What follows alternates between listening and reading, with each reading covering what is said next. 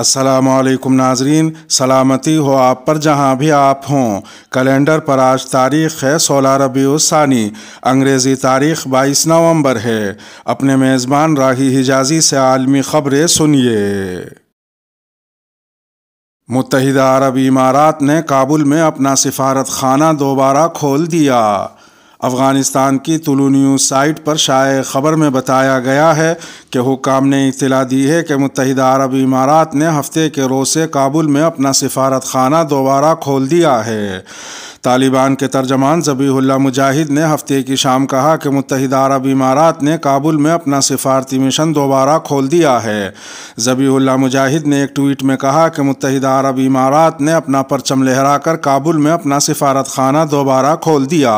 انہوں نے مزید لکھا کہ یہ متحدہ عرب امارات کا ایک نیا اور اچھا اقدام ہے۔ ذبیح اللہ مجاہد کے مطابق افغانستان اور متحدہ عرب امارات کے درمیان اچھے دو طرفہ تعلقات ہیں جنہیں مزید مضبوط کرنے کی ضرورت ہے۔ خیال رہے کہ طالبان کے کابل پر کنٹرول کے بعد کئی ممالک نے اپنے سفارت خانے بند کر دیے تھے، تاہم پاکستان، روس اور چین کے سفارت خانے معمول کے مطابق کام کرتے رہے۔ چین سے افغان امداد لے جانے والی ٹرین روانہ۔ چینی حکام نے بتایا ہے کہ چین کی جانب سے افغان عوام کے لیے انسانی امداد کی ایک نئی کھیپ مزار شریف کی جانب روانہ ہو رہی ہے۔ افغانستان میں چین کے سفیر وانگ یو نے کہا کہ نئی کھیپ میں 1000 ٹن خوراک، کپڑے اور کمبل شامل ہیں۔ چینی سفیر کے الفاظ میں 1000 ٹن سے زیادہ انسانی امداد کے ساتھ ٹرین چین کے سکیانگ سے روانہ ہوئی۔ نان، دودھ، چائے کا پاؤڈر، سوتی کپڑے، سوتی جوتے اور کمبل شامل ہیں۔ چینی حکام کے مطابق 1000 ٹن سے زائد انسانی امداد سے لدی ایک مال بردار ٹرین 20 نومبر کو شمال مغربی چین کے سکیانگ ایغور خود مختار علاقے کے ارومچی ویسٹ ریلوے اسٹیشن سے روانہ ہوئی اور افغانستان کے شہر مزار شریف میں پہنچنے والی ہے۔ وہ نیا مذہب جس نے عرب ممالک میں شدید بحث چھیڑ رکھی ہے۔ مصر میں مذہبی اتحاد کے لیے شروع کی گئی مہم مصر فیملی ہاؤس کی 10ویں سالگرہ کے موقع پر ملک کے سب سے اہم اسلامی ادارے جامعہ ازہر کے امام اعلیٰ احمد الطیب نے ابراہیمی مذہب کو تنقید کا نشانہ بنایا ہے۔ ان کی تنقید ایک بار پھر ابراہیمی مذہب کو زیر بحث لے آئی ہے۔ گزشتہ 1 سال سے اس مذہب کے حوالے سے عرب ممالک میں کھلبلی مچی ہوئی ہے۔ واضح رہے کہ اب تک ابراہیمی مذہب کے وجود کا کوئی سرکاری اعلان نہیں ہوا۔ اس مذہب کے قیام کی بنیاد نہ تو کسی نے رکھی اور نہ ہی اس کے کوئی پیروکار موجود ہیں۔ یہی نہیں بلکہ اس کے لیے کوئی مذہبی متن بھی دستیاب نہیں ہے۔ فی الحال اسے مذہب سے متعلق ایک منصوبہ سمجھا جا سکتا ہے۔ اس منصوبے کے تحت ماضی قریب میں اسلام، عیسائیت اور یہودیت مذاہب میں شامل مشترکہ پیغامات پر مبنی حضرت ابراہیم علیہ نبینا وعلیہ الصلاۃ والسلام کے نام پر ایک مذہب بنانے کی کوششیں شروع کی گئی ہیں۔ جامعہ ازہر کے امام اعلیٰ احمد الطیب نے نئے ابراہیمی مذہب کی دعوت کو مسترد کر دیا۔ انہوں نے کہا کہ اس کے ذریعے جس نئے مذہب کی بات کی جا رہی ہے اس کا نہ تو کوئی رنگ ہے اور نہ ہی اس کا کوئی ذائقہ اور بو ہوگی۔ انہوں نے یہ بھی کہا کہ ابراہیمی مذہب کے حق میں مبلغین یہ کہیں گے کہ وہ لوگوں کے باہمی جھگڑوں اور تنازعات کو ختم کر دیں گے، لیکن در حقیقت یہ اپنی مرضی کے عقیدے اور ایمان کے انتخاب کی آزادی کو ضبط کرنے کی دعوت ہے۔ احمد الطیب نے یہ بھی کہا کہ مختلف مذاہب کو ایک ساتھ لانے کی دعوت حقیقت اور فطرت کی صحیح سمجھ پیدا کرنے کے بجائے ایک پریشان کن خواب ہے۔ ان کے مطابق تمام مذاہب کے لوگوں کو اکٹھا کرنا ناممکن ہے۔ ابراہیمی مذہب کے بارے میں جامعہ ازہر کے امام اعلیٰ احمد الطیب کی گفتگو کو سوشل میڈیا پر بہت سے لوگوں نے سراہا ہے۔ نئی عبوری حکومت کی تشکیل کے لیے جنرل البرہان اور وزیر اعظم حمدوک میں سمجھوتا۔ سوڈان کے فوجی سربراہ جنرل عبد الفتاح البرہان اور وزیر اعظم عبداللہ حمدوک کے درمیان اتوار کے روز ملک میں جاری بحران کے خاتمے کے لیے ایک سیاسی سمجھوتا طے پا گیا ہے۔ اس کے تحت عبوری دور کے لیے ٹیکنوکریٹس پر مشتمل ایک نئی سول حکومت تشکیل دی جائے گی۔ اس سمجھوتے سے قبل آج ہی فوج نے وزیر اعظم عبداللہ حمدوک کو رہا کر دیا ہے۔ وہ گزشتہ ماہ فوج کے اقتدار پر شب خون مارنے کے بعد سے دارالحکومت خرطوم میں اپنے گھر پر نظر بند تھے۔ نئے سمجھوتے پر دستخطوں کی تقریب سوڈان کے سرکاری ٹیلی ویژن سے براہ راست نشر کی گئی۔ فوجی اور سیاسی قیادت کے درمیان طے پانے والے اس سمجھوتے کے تحت سوڈان میں گرفتار کیے گئے تمام سیاسی قیدیوں کو رہا کر دیا جائے گا اور ایک متحدہ فوج کی تشکیل کے لیے اقدامات کیے جائیں گے۔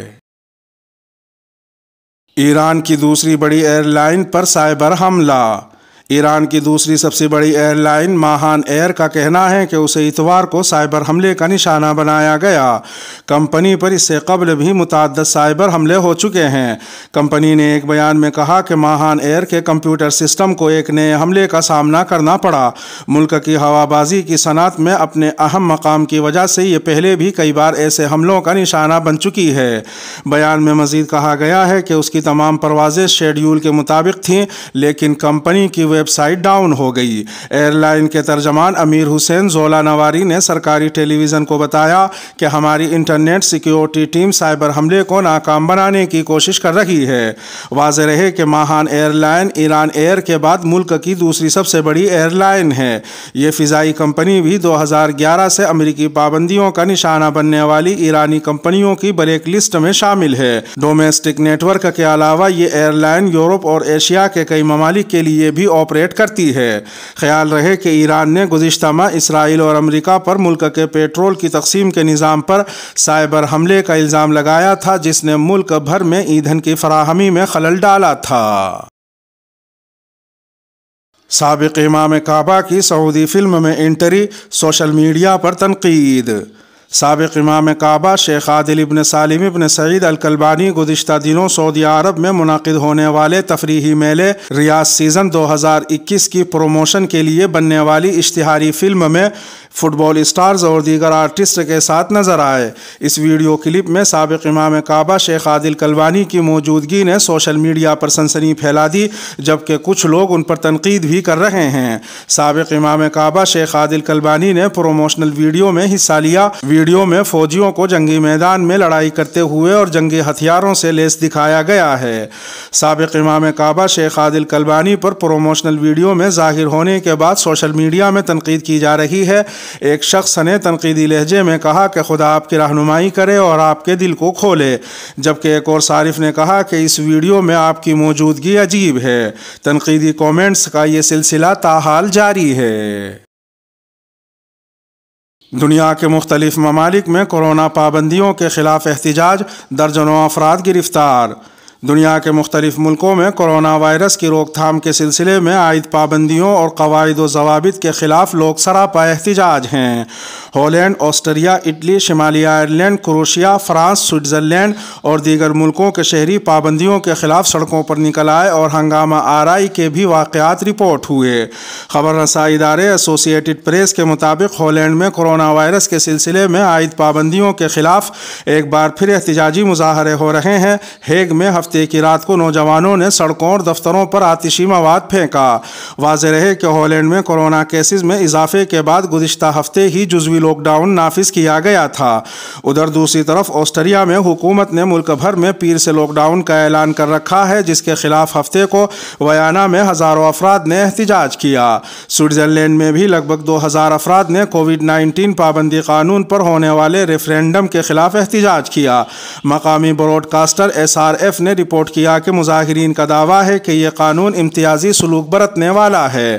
اٹلی میں لگ بھگ 3000 افراد دارالحکومت روم کے ایک مقام پر جمع ہوئے اور انہوں نے کام کی جگہوں، ریستورانوں، سنیماؤں، تھیٹروں، کھیلوں کے مقامات اور جم سمیت طویل سفر والی ٹرین، بسوں اور فیری میں گرین پاس سرٹیفکیٹ لازمی قرار دینے کے خلاف احتجاج کیا۔ شمالی آئرلینڈ میں بھی سینکڑوں افراد نے ویکسین پاسپورٹس کے خلاف احتجاج کیا۔ یہ افراد بیلفاسٹ کے سٹی ہال کے باہر جمع ہوئے، جہاں ہفتے کو شہر کی کرسمس مارکیٹ کھولی گئی تھی۔ کروشیا کے دارالحکومت میں ہزاروں افراد نے ویکسینیشن کے خلاف احتجاج کیا۔ مظاہرین نے پرچم، قومی و مذہبی نشانات اور بینرز اٹھا رکھے تھے اور وہ ویکسینیشن کو لوگوں کی آزادی پر پابندی قرار دے رہے تھے۔ علاوہ ازیں فرانس کے وزیر داخلہ نے کیریبین جزیرے میں پرتشدد مظاہرے کی مذمت کی۔ انہوں نے کہا کہ پولیس نے رات گئے 29 افراد کو حراست میں لیا ہے۔